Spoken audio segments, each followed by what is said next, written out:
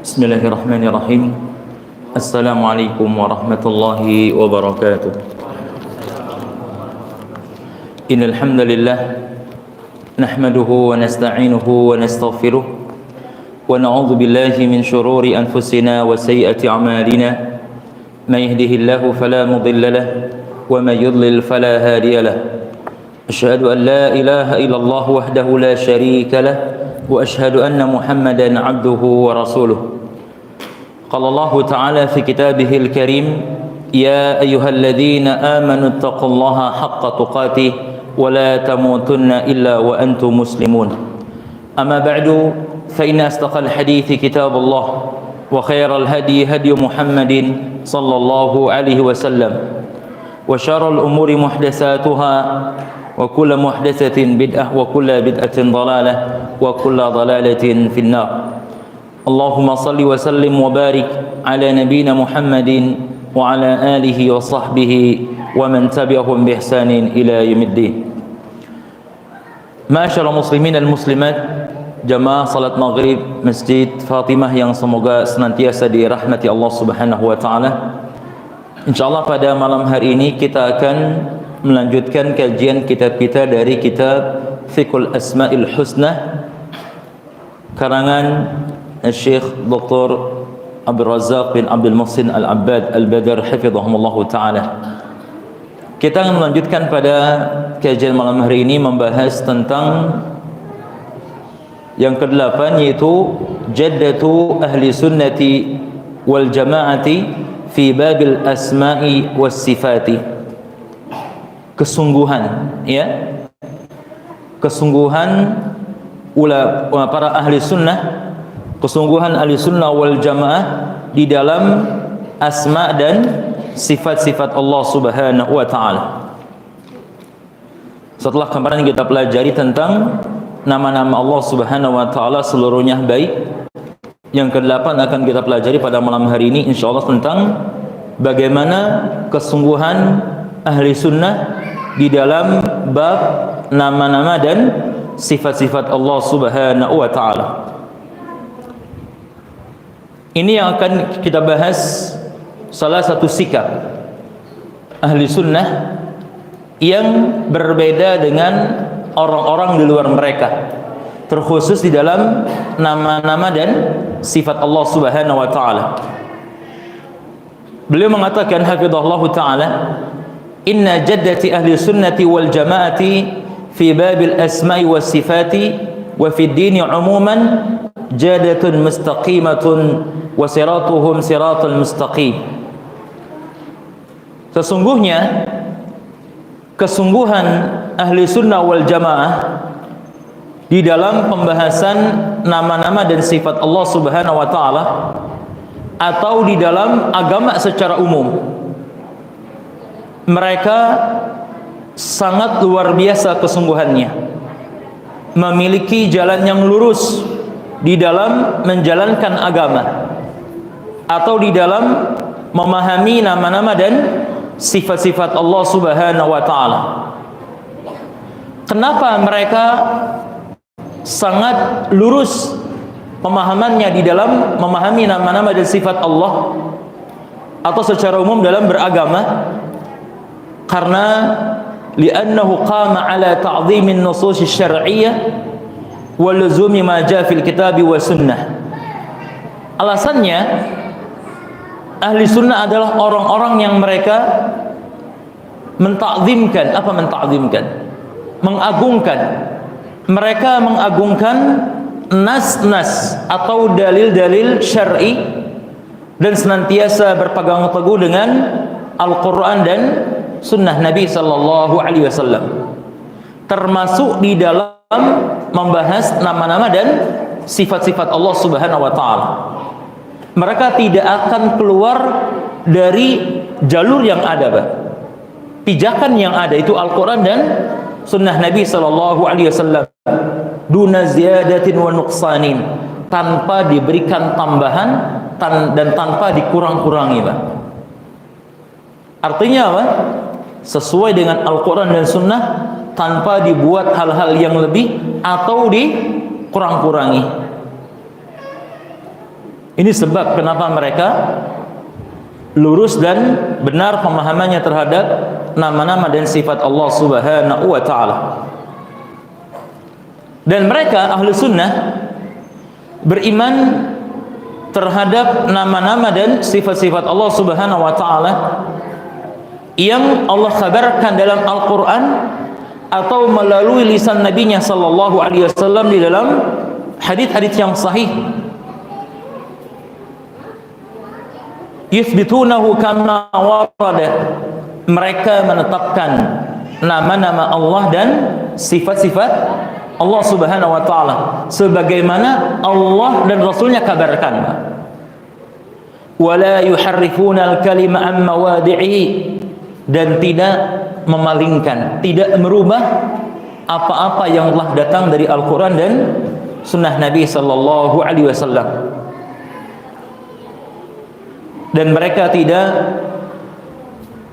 bertanya bagaimana tentang sifat-sifat Allah Subhanahu wa taala, wala yumathiluna syai'an minha bi syai'in min sifatil khalqihi, dan mereka tidak mengumpamakan sifat-sifat Allah Subhanahu wa taala dengan sifat-sifat makhluknya.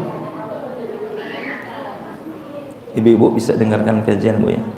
Ya. Jadi ahlu sunnah mereka menerima apa yang telah Allah kabarkan di dalam Al-Quran dan yang Nabi sampaikan di dalam haditsnya, tanpa ditambah-tambahkan, tanpa dikurang-kurangi. Plak, apa plak itu Pak? Apa plak bahasa kitanya ya?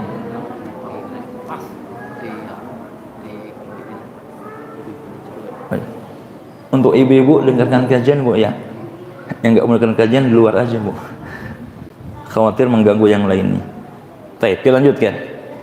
Jadi mereka plak, menerima apa adanya dan tidak memalingkan nama-nama dan sifat Allah Subhanahu wa taala, serta tidak bertanya bagaimana tentang sifat Allah Subhanahu wa taala.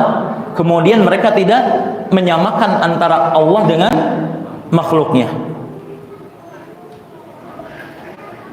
Ini diantara alasan kenapa ahli sunnah merupakan orang-orang yang lurus di dalam memahami nama-nama dan sifat Allah Subhanahu wa ta'ala. Termasuk pula mereka memahami apa yang disampaikan oleh para rasul di antara Nabi Muhammad sallallahu alaihi wasallam, karena mereka yakin bahwasanya ucapan mereka adalah wahyu dari Allah Subhanahu wa ta'ala. Allah mengatakan dalam surah An-Najm ayat 3 dan 4, "Wa ma yantiqu 'anil hawa in huwa illa wahyu yuha." Dan tidaklah Nabi Muhammad sallallahu alaihi wasallam berbicara dengan hawa nafsunya, namun beliau berbicara atas bimbingan wahyu dari Allah Subhanahu wa taala. Jadi para rasul atau Nabi Muhammad sallallahu alaihi wasallam, ucapan mereka wahyu dari Allah. Dan kewajiban mereka adalah menyampaikan risalah Allah. Berbeda dengan orang-orang yang menyimpang di dalam nama-nama dan sifat Allah. Mereka terkadang berbicara tentang Allah Subhanahu wa taala dengan sesuatu yang tidak mereka ketahui, Pak. Wa an taqulu 'ala Allahi ma la ta'lamun. Dan kamu mengucapkan sesuatu yang tidak engkau ketahui. Dan Allah juga mengatakan wala taqfu ma laisa laka bihi ilmun. Jangan berbicara sesuatu yang tidak engkau ketahui. Inna sam'a wal basar wal fuada. Sesungguhnya pendengaran, kemudian penglihatan dan hati semuanya akan dimintakan pertanggungjawaban di hadapan Allah Subhanahu wa taala. Masyaallah muslimin yang semoga dirahmati Allah Subhanahu wa taala. Tentang sifat Allah Subhanahu wa taala, Allah menyatakan di dalam surah As-Saffat ayat 180 sampai 182, Pak. Yang punya mushaf bisa dibuka. Dalam surah As-Saffat ayat 180 sampai 182. Allah Subhanahu wa taala berfirman, Subhana rabbika rabbil izzati amma yasifun wa salamun 'alal mursalin walhamdulillahi rabbil alamin. Dalam ayat ini Allah Subhanahu wa taala bertasbih. Apa bertasbih, Pak? Mensucikan tentang dirinya sendiri, Pak. Sabbahallahu nafsahu amma wasafahu al-mukhalifuna lirasul. Jadi Allah Subhanahu wa taala dalam ayat ini mensucikan dirinya dari sifat-sifat yang disifati oleh orang-orang yang menentang para rasul, Pak. Terhadap sifat-sifat Allah Subhanahu wa taala.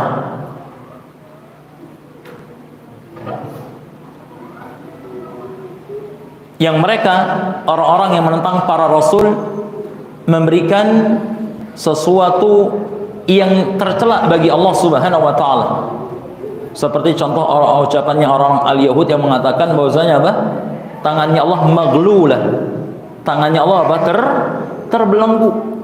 Allah mengatakan bal yadahu mabsutatani yunfiqu kaifa yasha.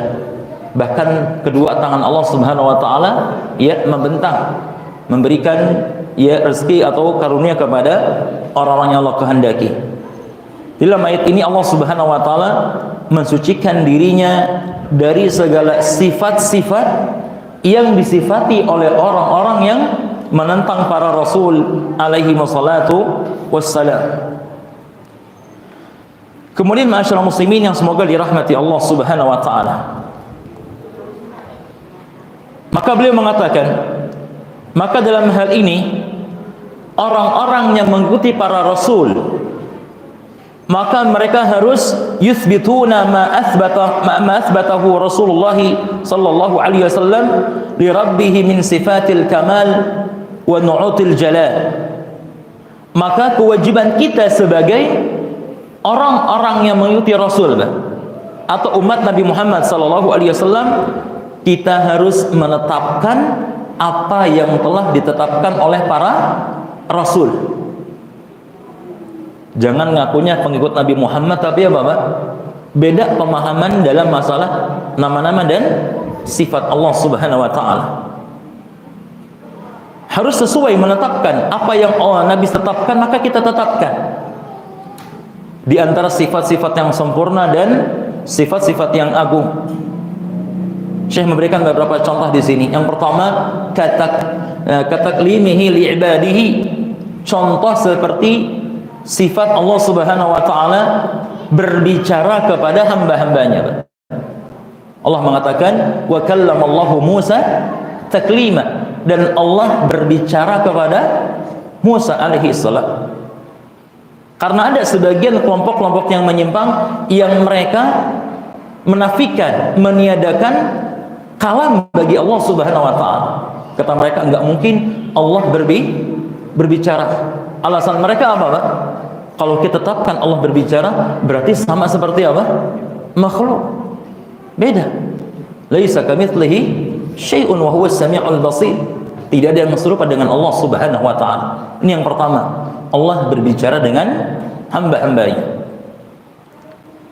Wa mahabbatihi lahum, dan Allah cinta kepada mereka. Wa rahmati bihim, dan Allah juga sayang sama mereka. Wa uluwihi alaihim wastiwaihi ala arsyihi, dan Allah Subhanahu wa taala juga tinggi, Pak. Dan Allah Subhanahu wa taala tinggi di atas arsy-Nya atau bersemayam di atas arsy-Nya. Wa ghadabihi ala a'daihi wa sukhtihi alaihim, dan murkanya Allah terhadap musuh-musuhnya. Ya, ini beberapa contoh tentang sifat-sifat Allah Subhanahu wa taala yang harus kita imani. Maka kita katakan Allah ia berbicara. Allah juga mencintai. Allah juga memberikan kasih sayang. Allah juga tinggi di atas arsy-Nya, dan Allah juga murka terhadap musuh-musuhnya Allah Subhanahu wa taala. Maka ini sesuatu yang harus kita fahami dan kita imani tentang nama-nama dan sifat-sifat Allah Subhanahu wa taala. Kemudian ma'asyiral muslimin yang semoga dirahmati Allah Subhanahu wa taala.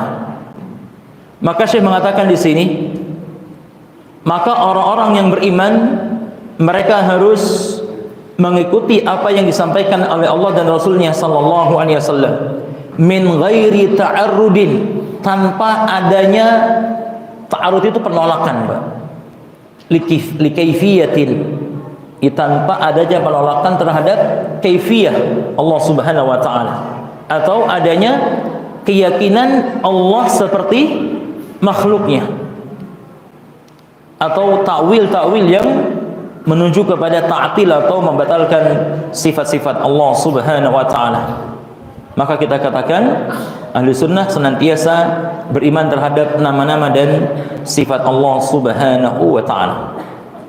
Ma'asyiral muslimin yang semoga dirahmati Allah Subhanahu wa taala, di sini beliau rahimahullah taala memberikan kepada kita dua kaidah, Pak. Ini perlu dicatat ya, ada dua kaidah atau dua metode di dalam memahami nama-nama dan sifat-sifat Allah Subhanahu wa taala. Wa manhajuhum fi hadzal bab qa'imun 'ala al-aslaini 'azimaini wa asasaini matinaini. Jadi manhaj atau metode ahli sunnah di dalam memahami nama-nama dan sifat Allah dibangun di atas dua kaidah yang besar. Yang pertama, al-itsbatu bila tamsilin. Yang pertama adalah menetapkan tanpa mengumpamakan, Pak, atau tanpa menyamakan. Menetapkan nama-nama dan sifat-sifat Allah Subhanahu wa taala, tapi tanpa apa tadi? Kita samakan, kita serupakan dengan makhluknya.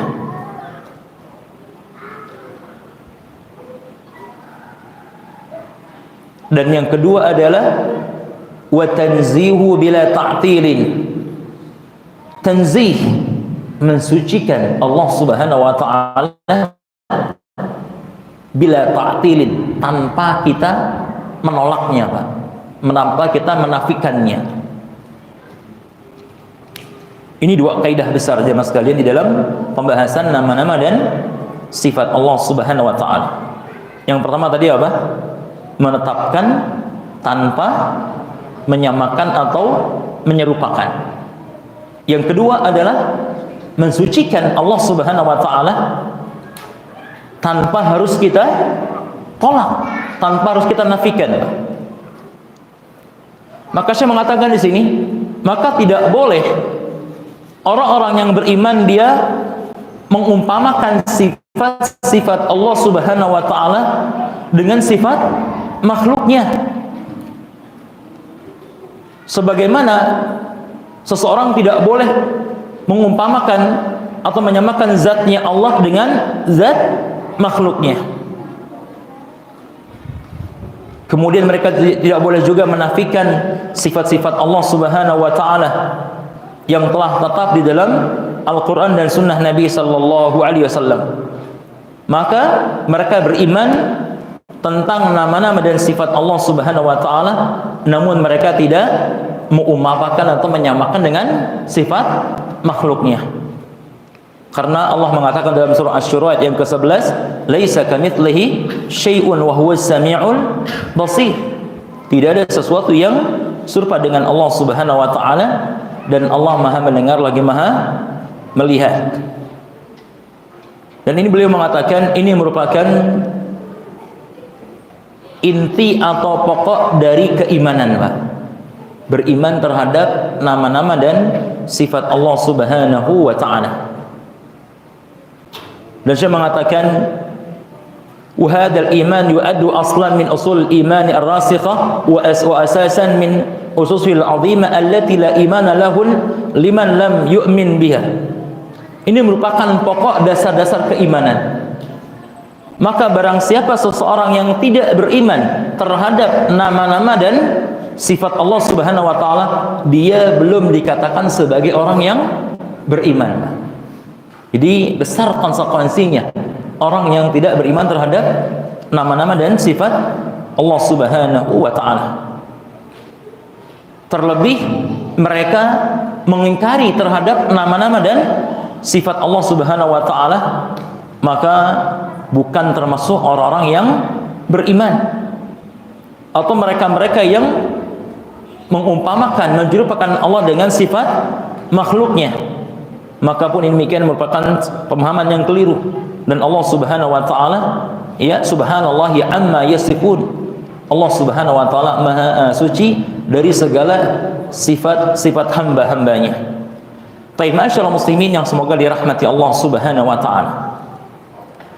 Di sini saya memberikan beberapa ucapan para ulama ahli sunnah wal jamaah. Yang pertama, jamaah sekalian, bisa dilihat atau bisa ditulis. Yang pertama dari seorang ulama yang bernama Nu'aim ibn Hammad rahimahullahu ta'ala, di dalam kitab Syarhul I'tiqad Al-Imam Al-Lalakai, beliau mengatakan, man syabbaha Allah bi syai'in min khalqihi faqad kafara. Barang siapa seseorang yang dia syabbah itu menyerupakan. Barang siapa seseorang yang menyerupakan Allah bi syai'in dengan sesuatu min khalqihi dari makhluknya, faqad kafara, maka dia telah kafir. Jadi orang-orang yang dia menyerupakan Allah dengan sesuatu dari makhluknya, Pak. Misalkan ada orang mengatakan Allah punya tangan seperti tangan siapa? Makhluk atau manusia, maka dia telah kafir. Wa man ankara ma wasafa Allah bihi nafsahu faqad kafara. Dan barang siapa yang mengingkari terhadap apa-apa yang Allah sifati untuk dirinya, dia pun telah kafir. Jadi barang siapa yang mengingkari tentang apa yang Allah sifati untuk siapa, Pak? Dirinya sendiri, kemudian ada orang yang mengingkarinya, maka dia telah kafir. Falaisa fi man wasafa Allah bihi nafsahu aw wasafa bihi rasuluhu sallallahu alaihi wasallam tashbihun. Maka beliau mengatakan falaisa fi ma, maka tidak ada, ya, tidak ada unsur penyamaan, Pak. Tidak ada unsur penyerupaan terhadap sifat-sifat Allah Subhanahu wa taala yang Allah sifati tentang dirinya atau disifati oleh Rasulullah sallallahu alaihi wasallam. Jelas kira-kira jemaah sekalian? Saya ulangi lagi. Jadi barang siapa seseorang yang dia menyerupakan Allah dengan sesuatu dari makhluknya, maka dia telah kafir. Dan barang siapa yang mengingkari apa-apa yang Allah sifati untuk dirinya, maka pun dia telah kafir. Dan tidak ada penyerupaan, tidak ada penyamaan terhadap sifat-sifat Allah Subhanahu wa taala dengan makhluknya. Sifat-sifat Allah yang Allah kabarkan atau Allah tetapkan untuk dirinya atau ditetapkan oleh Rasulnya Muhammad sallallahu alaihi wasallam. Saya berikan contoh, Pak. Satu misalkan tadi, Allah Subhanahu wa taala mengatakan Tabarakalladzi biyadihil mulku wa huwa ala kulli syai'in qadir, di dalam surah Al-Mulk atau Tabarak ayat yang pertama. Maha suci Allah Subhanahu wa taala, biyadihil mulku, yang berada di apa yad itu, Pak? Yadun dalam bahasa Arabnya apa? Tangan. Ya, maha suci Allah Subhanahu wa taala yang kerajaan berada di tangannya. Maka kita katakan, kita tetapkan, ahli sunnah mengatakan, iya, Allah telah mengkhabarkan bahwasanya Allah memiliki apa, Pak? Tangan di sini. Allah memiliki apa? Tangan. Tadi kaidah pertama apa? Menetapkan tanpa kita menyerupakan dengan makhluknya. Tetapkan Allah punya tangan. Tapi nggak boleh kita mengumpamakan atau menyerupakan dengan tangan siapa? Makhluknya.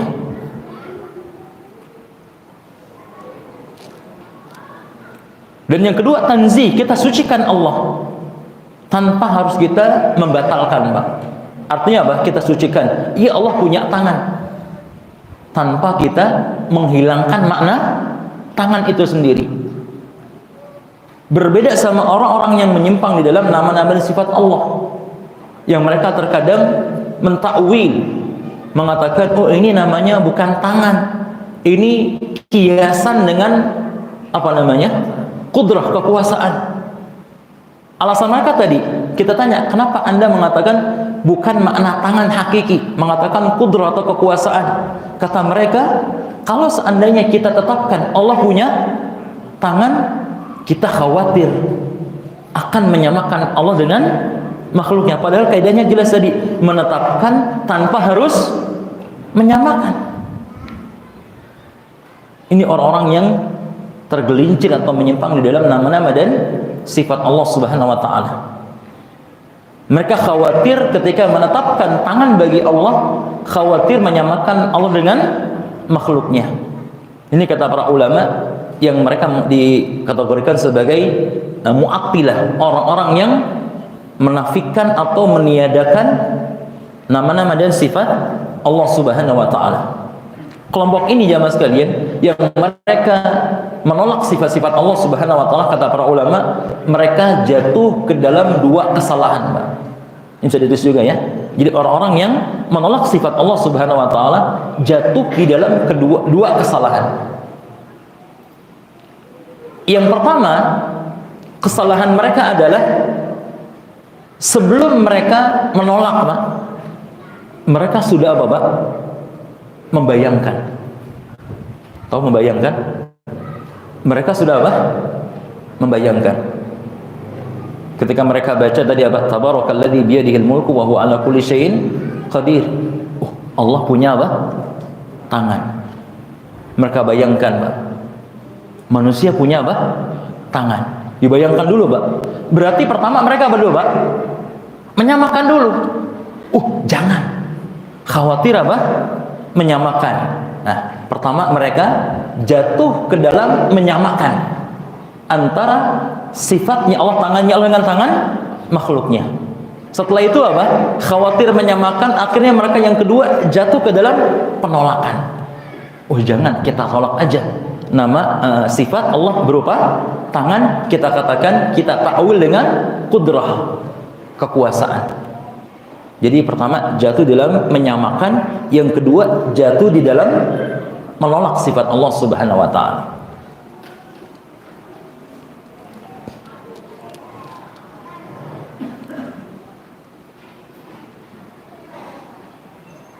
Atau tentang ayat misalkan dalam surah Taha, Ar-Rahmanu 'alal 'arsy istawa.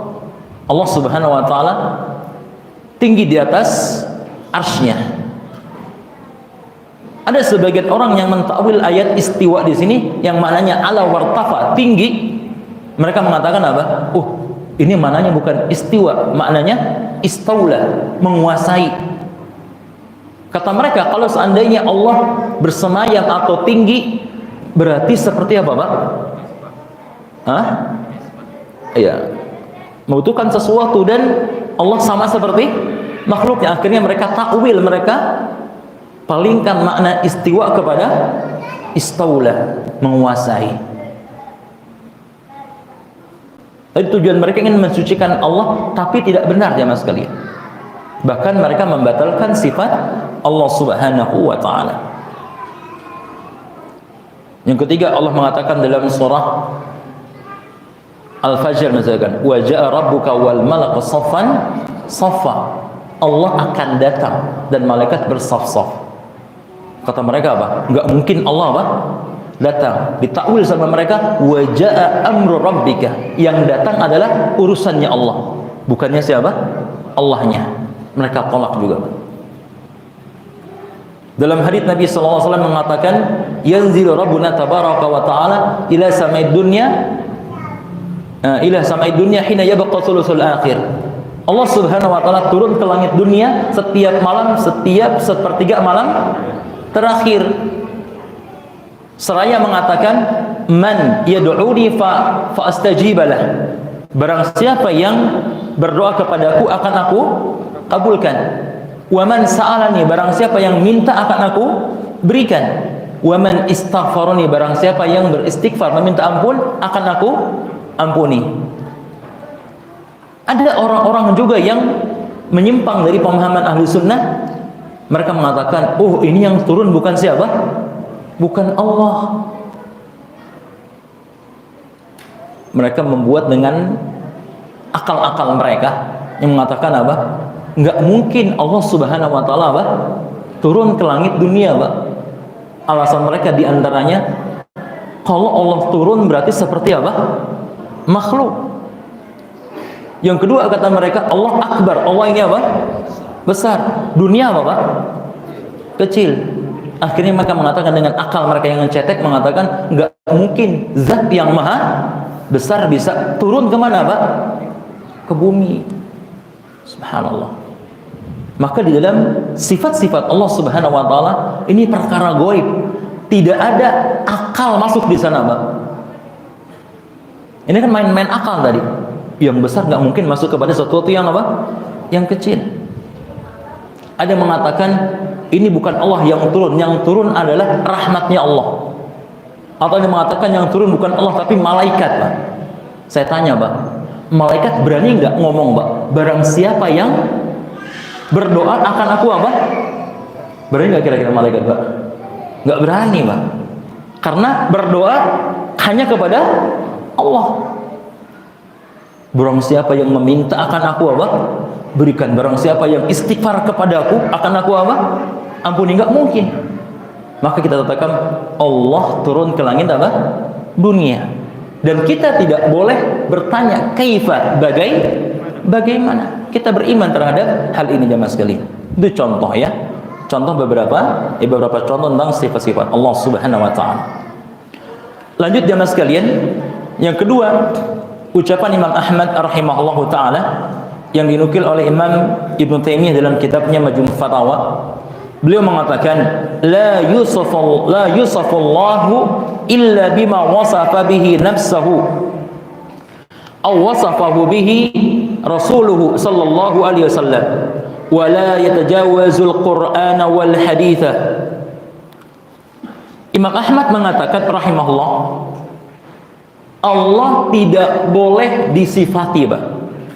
Allah nggak boleh dia apa? Sifati, kecuali dengan apa-apa atau sifat yang Allah sifati tentang dirinya sendiri, Pak. Jadi manusia, kita semua tidak boleh mensifati Allah Subhanahu wa taala kecuali dengan sifat yang telah Allah sifatkan tentang dirinya atau disifatkan oleh Nabi Muhammad sallallahu alaihi wasallam.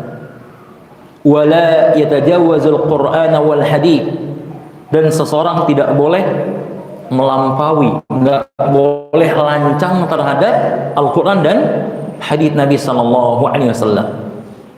Ini kata Imam Ahmad rahimahullahu taala. Artinya kita mensifati Allah mengikuti apa yang Allah sifati di dalam Al-Qur'an atau disifati oleh Nabi Muhammad SAW di dalam hadisnya. Dan kita nggak boleh membuat sifat-sifat yang baru untuk siapa, Pak?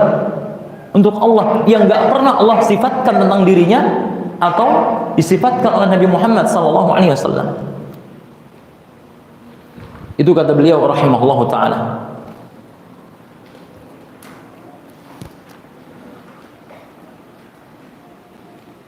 Di sana Allah Subhanahu wa taala menjelaskan di dalam surah, bisa dilihat jemaah sekalian, di dalam surah Al-A'raf ayat 33, Pak.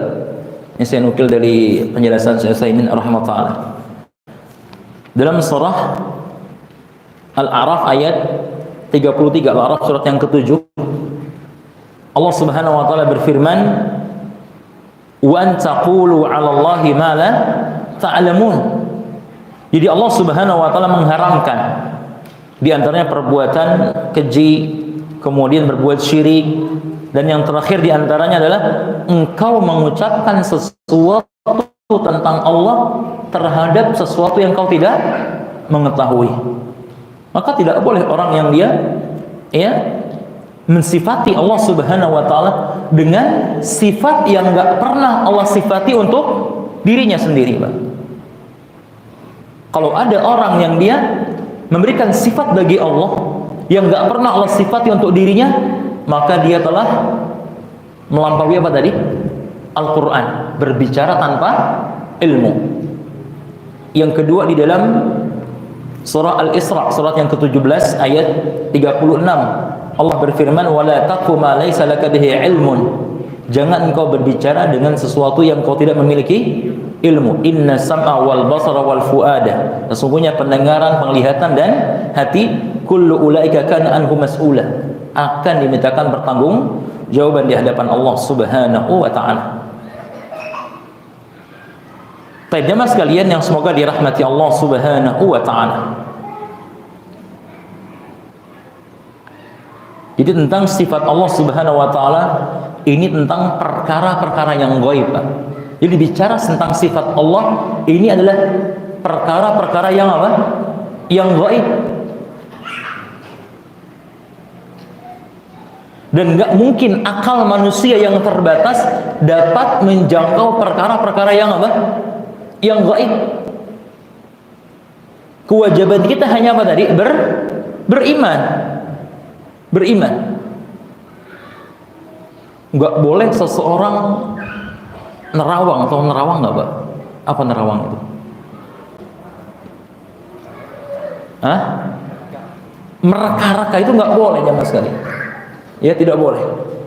Maka kita katakan terhadap sifat-sifat Allah Subhanahu wa taala, kewajiban kita hanya beriman.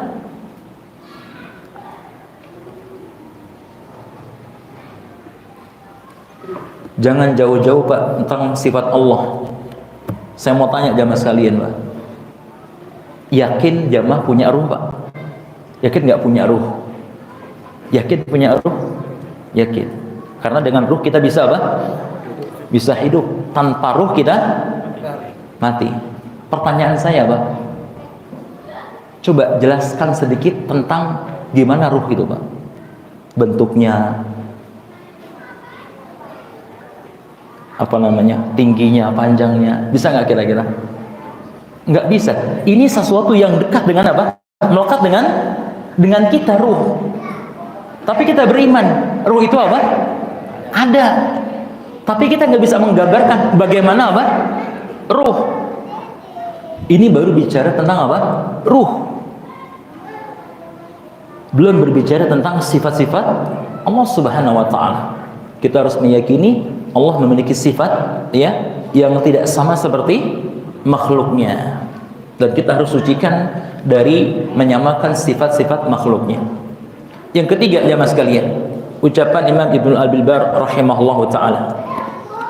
Beliau mengatakan, "Laisa fil i'tiqadi kullihi fi sifatillahi wa asma'ihi illa ma jaa mansusan fi kitabillahi aw sahha an Rasulillah sallallahu alaihi wasallam aw ajma'at alaihi al-ummah." Beliau mengatakan, Imam Ibnu Abdul Bar rahimahullah,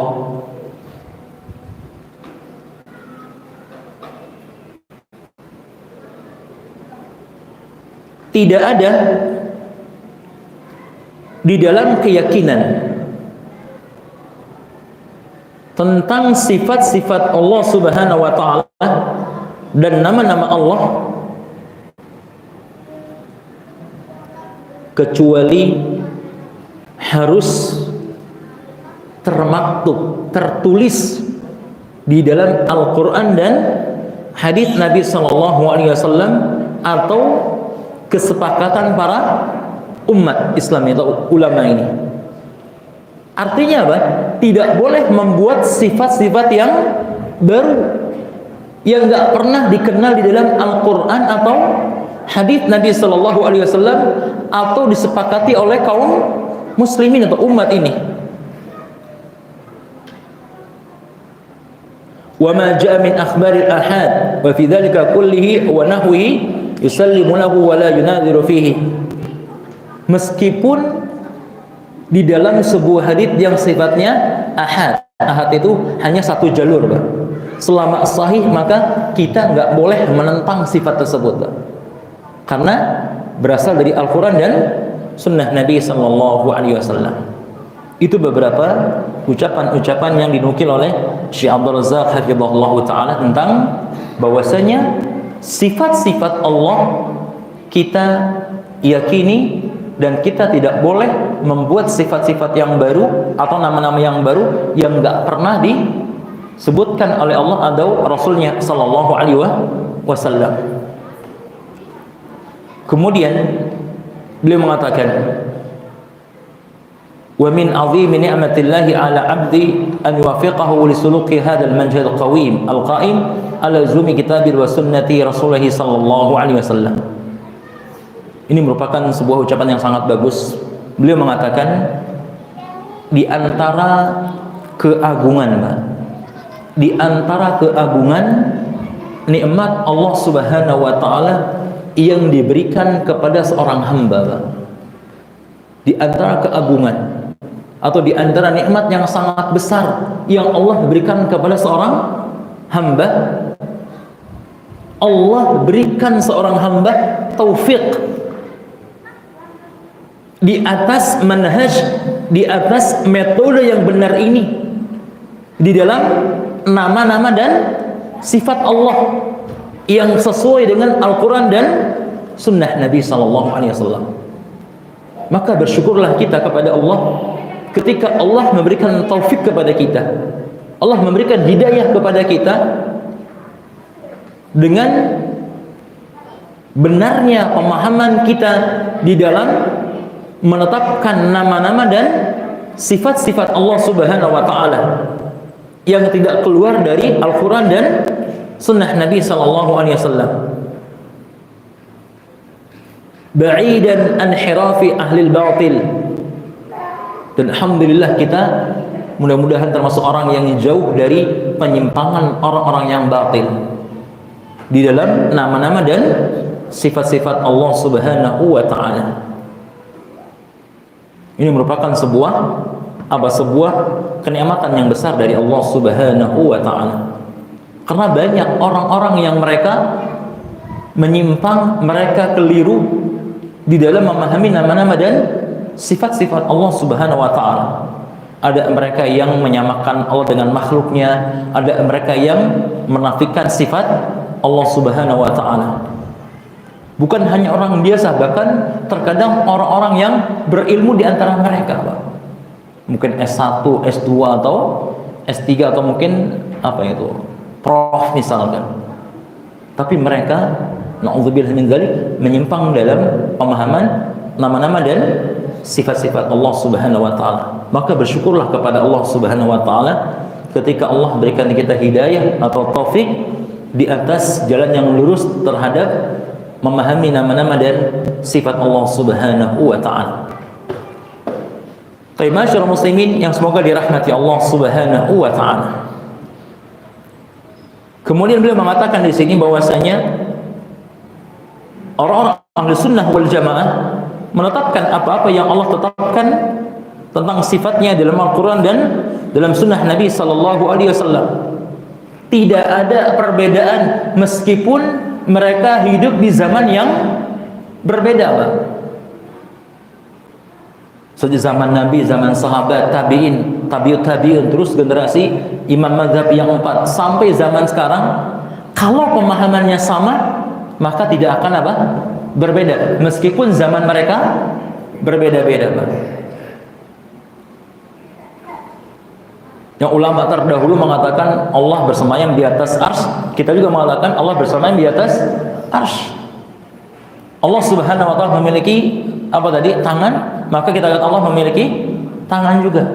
Meskipun zaman kita berbeda-beda, tapi karena di atas pemahaman yang sama, yang benar. Kemudian beliau mengatakan kewajiban kita adalah al-qabul wa taslim, menerima dan ikut apa yang Allah kabarkan. Wa qabiluhu al-ibil imanil azim, dan menerima beriman dengan keimanan yang agung. Kemudian beliau mengatakan minallahi ar-risalah, Ini bagus ucapan seorang ulama, Pak, yang mengatakan risalah berasal dari Allah Subhanahu wa taala. Artinya apa? Agama berasal dari Allah. Wa ala rasuli al-balagh. Rasul kewajibannya hanya menyampaikan, wa alaina at-taslim, dan kewajiban kita apa? Menerima, Pak. Jadi Allah mendatangkan agama, Rasul yang menyampaikan, kita berkewajiban hanya untuk menerima. Itu kata beliau rahimahullah ta'ala. Kemudian jamaah sekalian yang semoga dirahmati Allah Subhanahu wa taala. Kemudian beliau menjelaskan di sini ada ya ucapan Imam As-Sam'ani rahimahullahu taala. Beliau mengatakan ini menunjukkan bahwasanya ahli hadis atau ahli sunnah wal jamaah mereka di atas kebenaran. Kalau kita melihat karangan-karangan para ulama ahli sunnah yang mereka karang di dalam nama-nama dan sifat-sifat Allah satu, Pak. Meskipun tadi zamannya berbeda, meskipun juga tempatnya apa? Berbeda, meskipun kampung mereka berbeda, tapi apa? Keyakinan mereka dibangun di atas satu pemahaman. Maka tidak ada yang menyimpang. Berbeda sama orang yang menyimpang di dalam nama-nama dan sifat-sifat Allah Subhanahu wa taala atau menyimpang di dalam agama Islam. Jangankan antar negara, antar apa, Pak? Antar RT ya. Antara kampung aja kadang apa, Pak? Berbeda tradisi di sebuah masyarakat. Karena apa? Karena mereka tidak dibangun di atas Quran dan Sunnah Nabi Sallallahu Alaihi Wasallam. Misalkan contoh ahli sunnah di Indonesia dengan ahli sunnah di Amerika, sama nggak kira-kira? Sama, karena pegangan mereka satu, Quran dan Sunnah. Adapun orang yang tidak berpegang Quran dan Sunnah, mengikuti pemahaman misalkan gurunya atau mungkin pemahaman kebiasaan masyarakat, mungkin daerah Babelan sama daerah mana nih? Dekat rumah saya apa? Beda, karena nggak sesuai, karena tidak punya pijakan yang lurus, jemaah sekalian.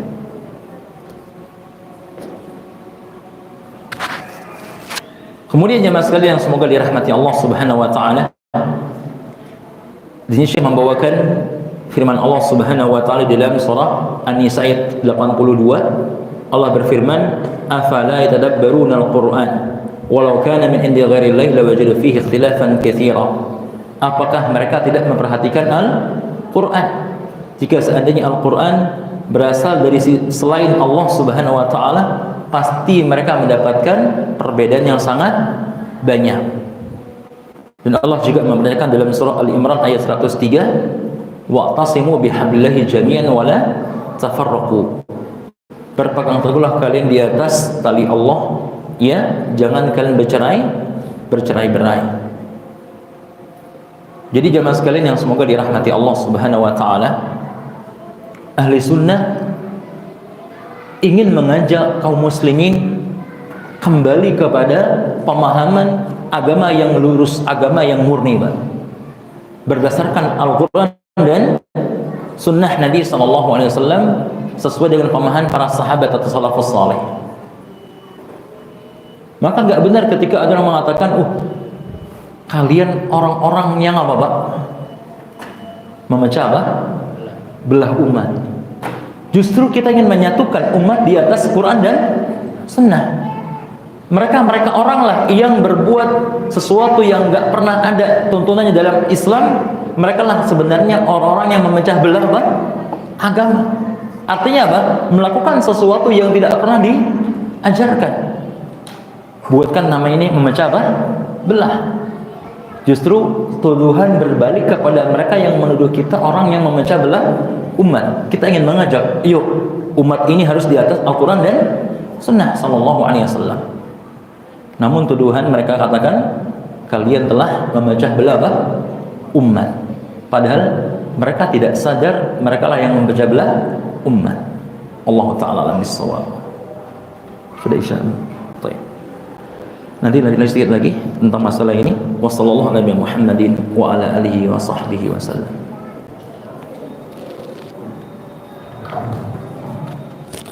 Bismillahirrahmanirrahim.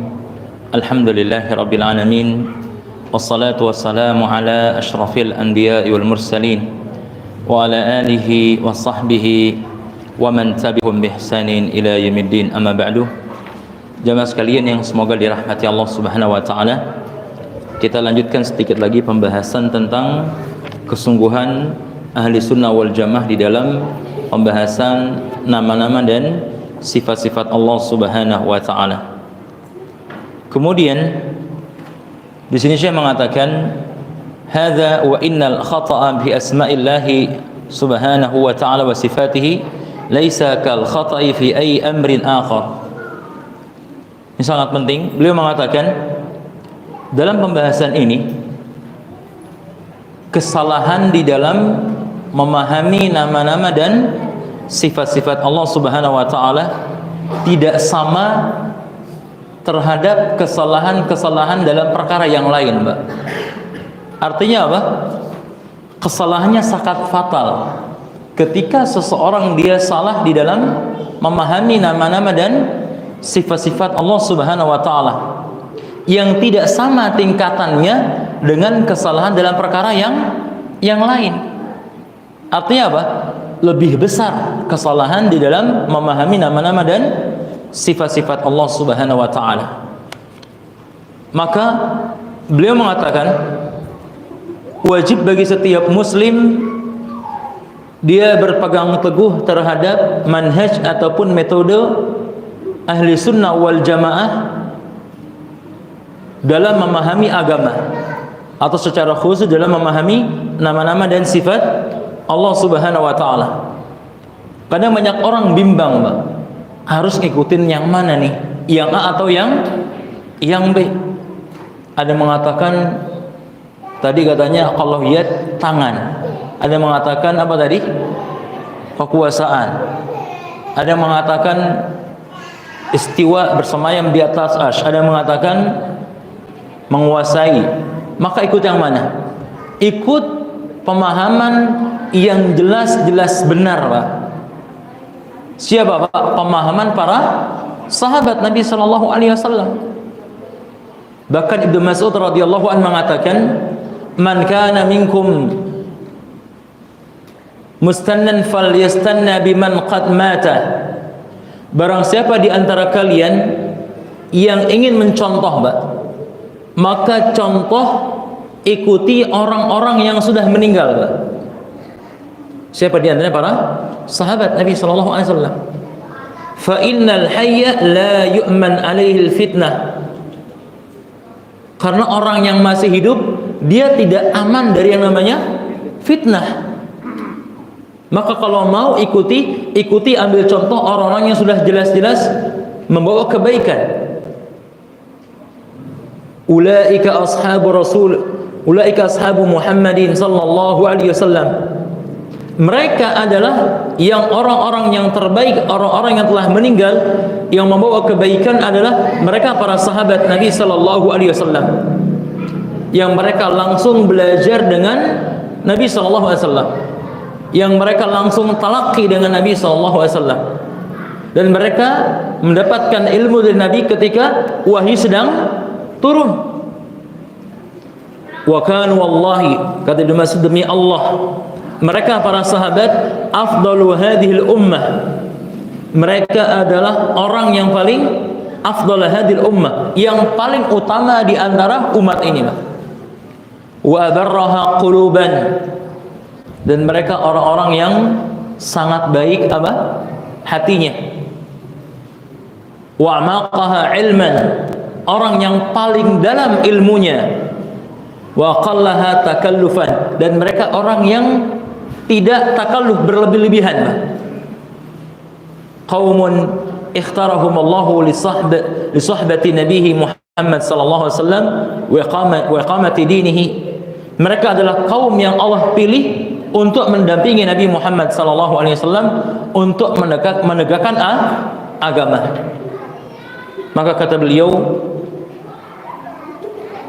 ikutilah ya para sahabat Nabi sallallahu alaihi wasallam, berpegang teguh dengan ajaran mereka, karena mereka adalah orang-orang yang berada di atas petunjuk dari Allah Subhanahu wa taala. Ma'asyiral muslimin yang semoga dirahmati Allah Subhanahu wa taala, demikian kajian kita yang berkaitan dengan kesungguhan ahli sunnah wal jamaah di dalam memahami nama-nama dan sifat-sifat Allah Subhanahu wa taala.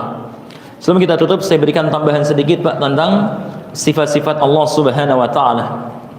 Ini saya ambil dari Syarah Aqidah Wasithiyah Syekh Muhammad bin Shalih Al-Utsaimin rahimahullahu taala. Ini sebagai tambahan juga. Beliau menjelaskan bahwasanya sifat Allah Subhanahu wa taala secara umum ada dua, Pak. Ini bisa tambahan juga, bisa ditulis jamaah sekalian. Sifat Allah Subhanahu wa taala ada berapa? Ada dua, Pak.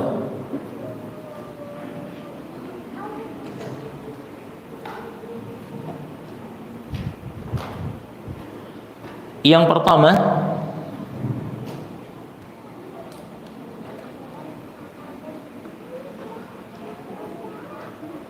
as-sifat az-zatiyah al-ma'nawiyah.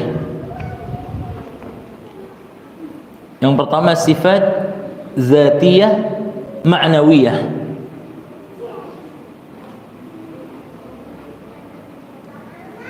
Yang kedua,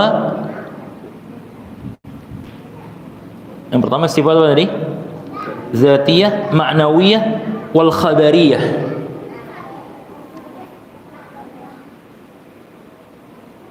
Sifat zatiyah, ma'nawiyah dan khabariyah. Yang kedua, as-sifat al-fi'liyah.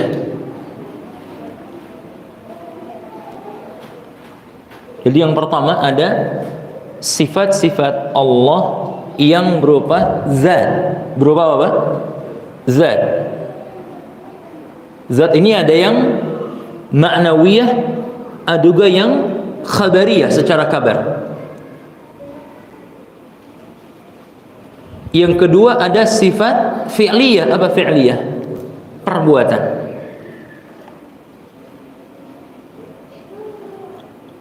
Kita masuk yang pertama, sifat zatiyah. Artinya sifat zatiyah adalah sifat yang senantiasa ada dan melekat pada zatnya Allah Subhanahu wa taala.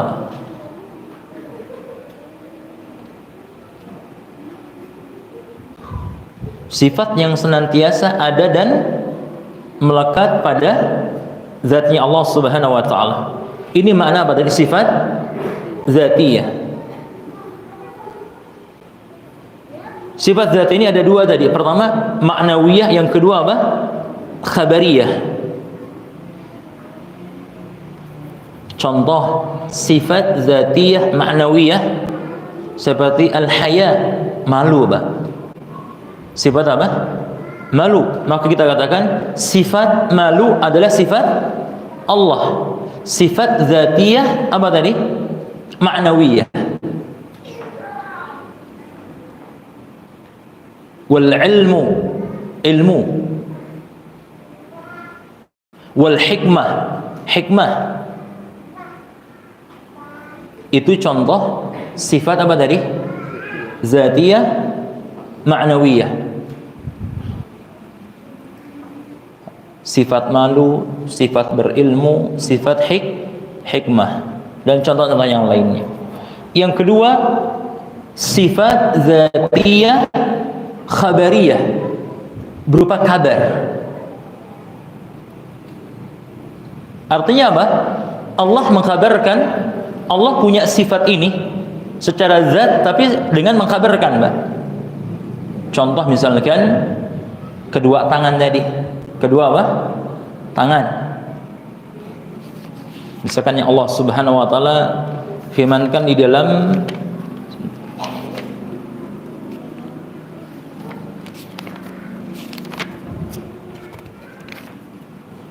Surah Al-Maidah ayat 64, Allah mengatakan bal yadahu mabsutatani yunfiqu kaifa yasha. Kedua tangan Allah Subhanahu wa taala membentang, memberikan karunia kepada orang-orang yang Ia kehendaki. Allah mengkabarkan Allah memiliki berapa? Dua tangan. Ini sifat zatiyah. Tapi sifatnya zatiyah dan khabariyah. Yang kedua, al-wajhu, wajah. Dalam surah apa, Pak? Ar-Rahman ya. Wa yabqa wajhu rabbika dzil jalali wal ikram.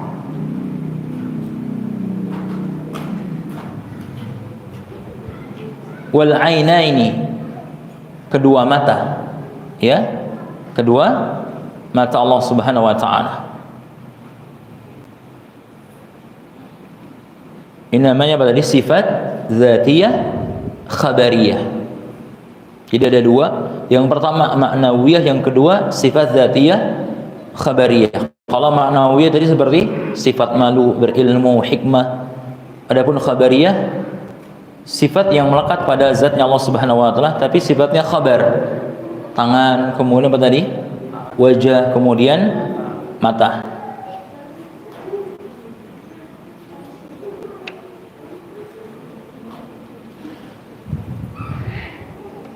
Yang kedua, sifat apa tadi? Fi'liyah, Pak. Sifat perbuatan fi'liyah.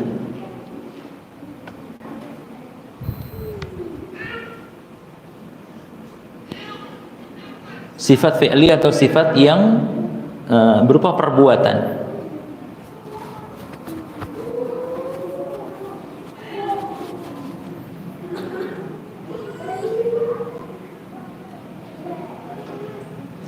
Sifat fi'liyah di sini beliau mengatakan juga ada dua. Yang pertama, sifat fi'liyah laha sababun ma'lum. Sifat fi'liyah atau perbuatan dengan adanya sebab. Dengan adanya apa? Sebab. Contoh sifat ridha, Pak. Sifat apa? Ridha. Allah ridha. Ini sifat apa tadi? Sifat fi'liyah. Allah meridhoi. Tapi ada apa? Ada apa tadi? Sebab.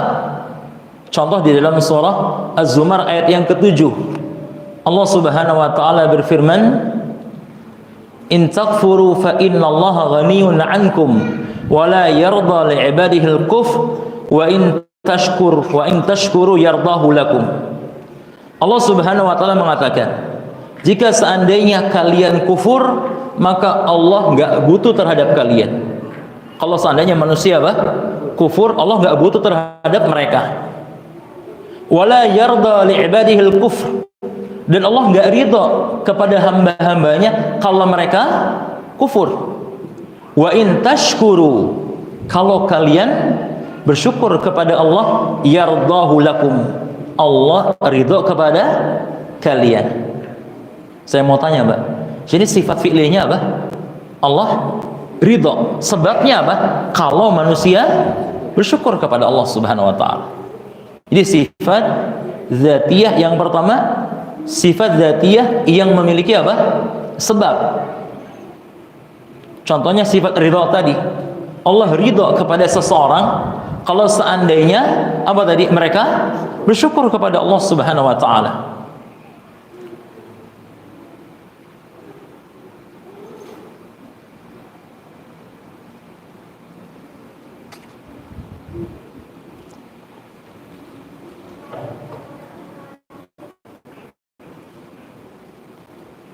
Atau dalam hadits Nabi SAW, ridallah fi ridal walidain wa sukhtullah fi sukhtil walidain. Ridwan Allah tergantung kepada keridhaan orang tua, dan murkanya Allah tergantung dengan murkanya orang tua. Artinya ketika seseorang dia mendapatkan ridha dari Allah Subhanahu dari orang tuanya, maka Allah akan ridha kepadanya. Sebabnya apa, Pak? Karena manusia atau anak ini apa? Mendapatkan ridha orang tua, maka Allah memberikan ridha kepadanya. Kita masuk yang kedua, Pak. Ada sifat fi'liyah yang dia tidak memiliki sebab. Tidak memiliki apa? Sebab. Kalau yang pertama apa? Sifat fi'liyah yang memiliki apa? Sebab. Contoh ridha tadi. Ketika manusia bersyukur maka Allah apa? Ridha. Yang kedua sifat fi'liyah yang dia tidak memiliki apa? Sebab.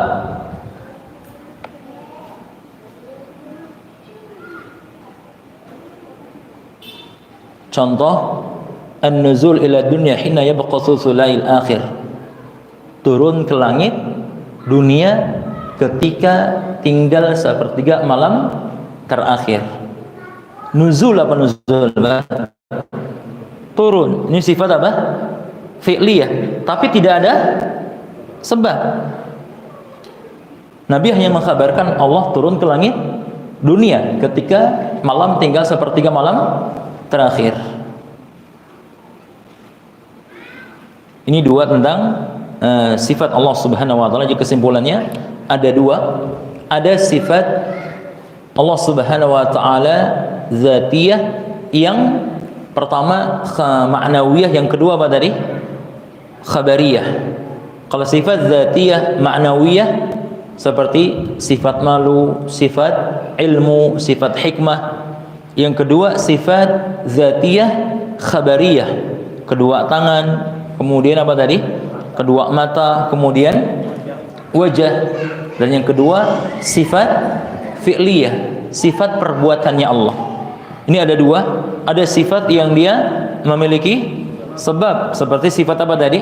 Ridha. Ketika manusia bersyukur maka Allah ridha kepada mereka. Yang kedua sifat fi'liyah yang tidak memiliki sebab yang diketahui. Seperti apa contohnya? Turun ke langit dunia. Nah, Allah taala alam bis-shawab. Ini kajian kita jemaah sekalian tentang pembahasan yang ke-9 di antara pembahasan kesungguhan ahli sunnah wal jamaah di dalam memahami nama-nama dan sifat Allah Subhanahu wa taala. Nah, atas materi yang sangat bermanfaat pada malam ini. Materi yang bertanyakan secara langsung bisa menanyakan. Sebelum saya lupa, kemarin ada 3 orang yang dapat hadiah. Kemarin yang siapa? Dapat hadiah. Nanti diambil di panitia. Memulai pertanyaan Ustaz dari pertanyaan ditulis. Assalamualaikum warahmatullahi wabarakatuh. Assalamualaikum warahmatullahi wabarakatuh. Di tempat kami tinggal ada masjid yang musola. Satu masjid berdampingan dengan kuburan dan satu lagi yang menerapkan aturan harus mengikuti amalan-amalan yang tidak disarankan atau tidak disunahkan sebagai dosa. Harus gitu ya? Ya, oh, harus. Nah, ini kami memilih ke tempat sholat di luar 2 masjid dan musola ini. Jadi pertanyaan, pada saat hujan kami tidak bisa sholat berjamaah ke masjid yang tadi yang kami pilih karena banjir dan tidak ada akses lain itu. Bagaimana saat ini untuk menyikapi ini? Masya Allah, barakallahu fiik. Pertanyaannya singkat, panjangan jawabannya bisa panjang nih. Gak apa-apa, kita ringkas aja ya. Pertama tentang seseorang yang dia sholat di luar dari tempat tinggalnya dia tadi ya. Yang satu masjidnya ada apa tadi? Kuburan. Yang satu bahasanya mengharuskan ya, mengharuskan mengikuti amalan-amalan yang tidak ada contohnya. Saya baru dengar, mungkin ini salah satunya ya, satu-satunya masjid yang mengharuskan seperti itu. Baik, pertama jemaah sekalian, secara asal dulu Pak, secara asal seseorang dia dianjurkan untuk sholat di tempat masjid atau musola yang paling terdekat dengan rumahnya Pak. Secara asal dulu Pak. Contoh, ada masjid di sini, ada masjid yang jauh mungkin 100 meter, ya. Maka kita katakan yang lebih utama salat di mana? Dekat rumahnya dia dulu, Pak. Terkecuali di sana ada misalkan hal-hal yang enggak memungkinkan dia salat di sana, Pak. Contoh tadi misalkan adanya kuburan misalkan. Yang Nabi SAW mengatakan la tasril kubur, janganlah kalian salat menghadap kuburan. Sedikit saya jelaskan ya Mas tentang salat di masjid yang ada apa? Kuburannya. Para ulama telah mengatakan, di antaranya beberapa ulama Saudi Arabia, mereka menjelaskan tentang larangan kalau seandainya seseorang sholat di masjid yang ada kuburannya. Kalau seandainya antara masjid dan kuburan tersebut tidak ada pembatas, Pak, ini dilarang. Antara masjid dan apa tadi? Kuburannya tidak ada pembatas. Adapun ketika ada pembatas, mereka memberikan beberapa contoh. Contoh misalkan ini masjid, kemudian ini kuburan, Pak. Kemudian yang pertama ada pembatas tembok selain masjid, Pak, yang menjadi batas antara ini masjid dan itu apa? Kuburan, maka boleh orang salat di situ, Pak. Selain tembok apa? Masjid, di sini harus ada tembok yang lainnya. Itu yang pertama. Yang kedua, kalau tidak ada tembok, harus ada jalan antara masjid dan kuburan. Yang jalan ini merupakan fungsinya adalah sebagai pembatas juga. Jalan buat orang lalu lalang di situ, Pak. Itu yang kedua. Yang ketiga adalah adanya semacam kayak selokan air gitu, Pak.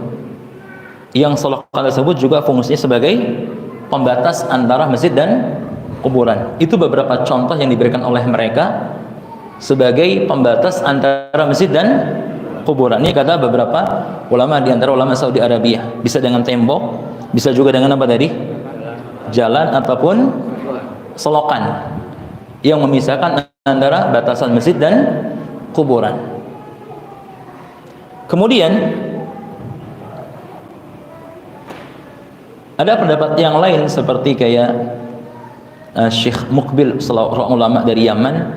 Beliau bahkan berpendapat, pernah ditanyakan oleh beliau sama orang yang berasal dari Indonesia, Pak, tentang tadi bagaimana sholat di depan yang masjid yang ada apa?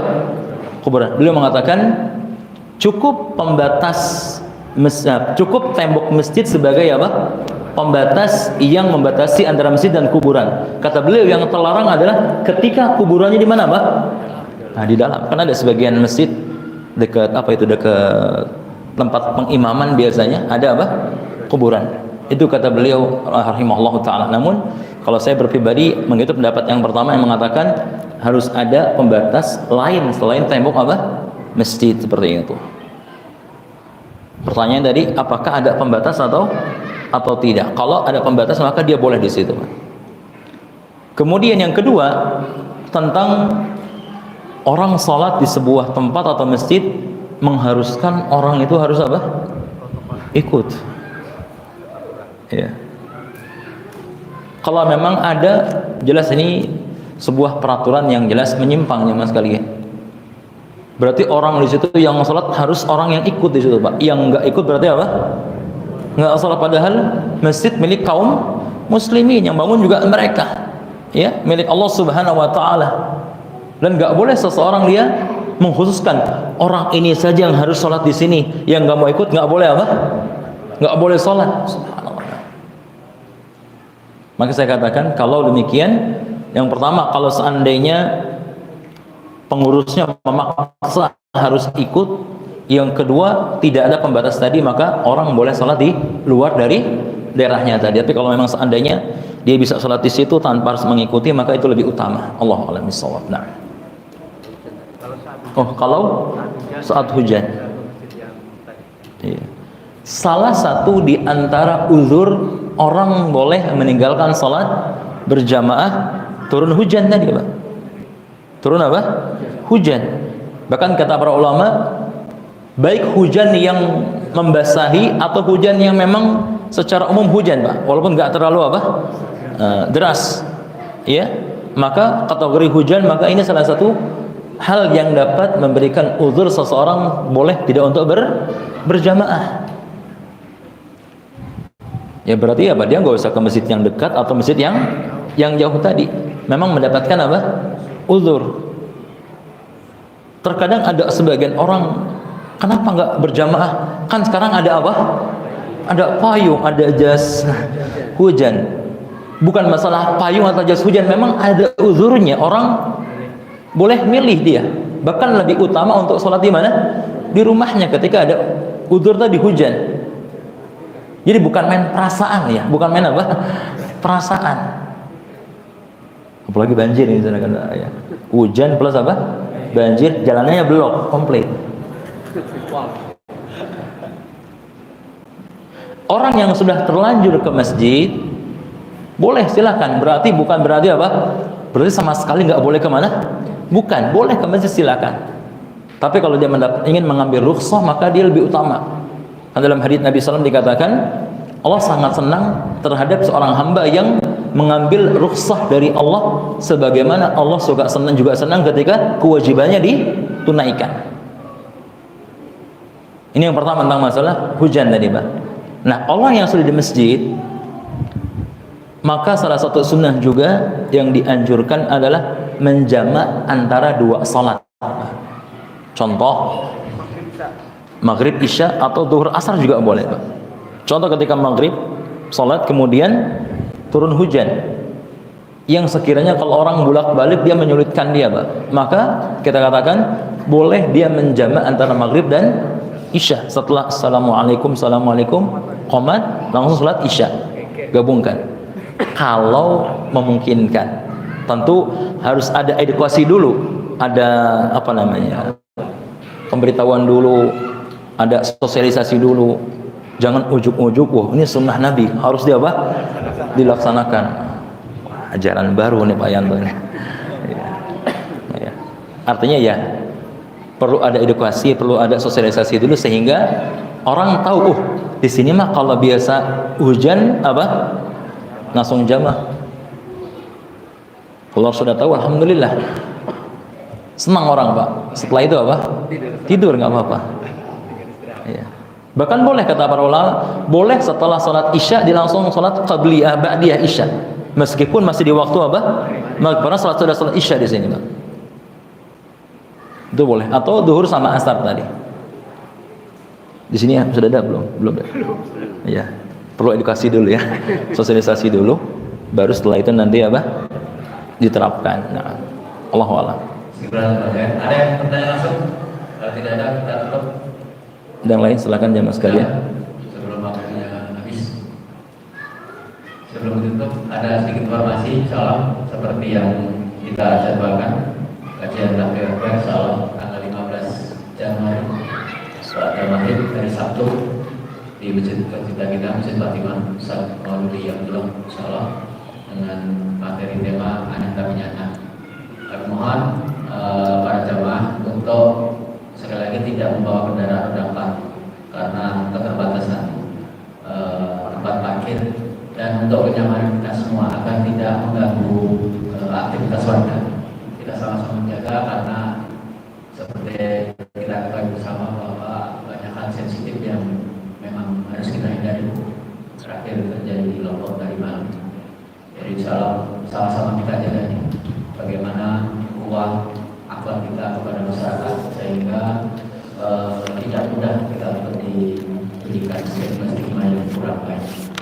Saya informasikan lagi nanti kepada jamaah yang lain bahwa untuk kajian tabligh akbar tidak diperkenankan membawa tempat dan berdagang.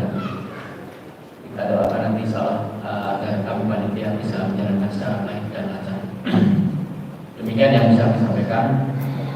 Jazakumullah khairan kepada dari beberapa saya yang menyampaikan materi dan kepada seluruh jamaah yang telah hadir pada malam ini. Kita turut berdoa kepada majelis. Assalamualaikum warahmatullahi wabarakatuh. Assalamualaikum warahmatullahi wabarakatuh.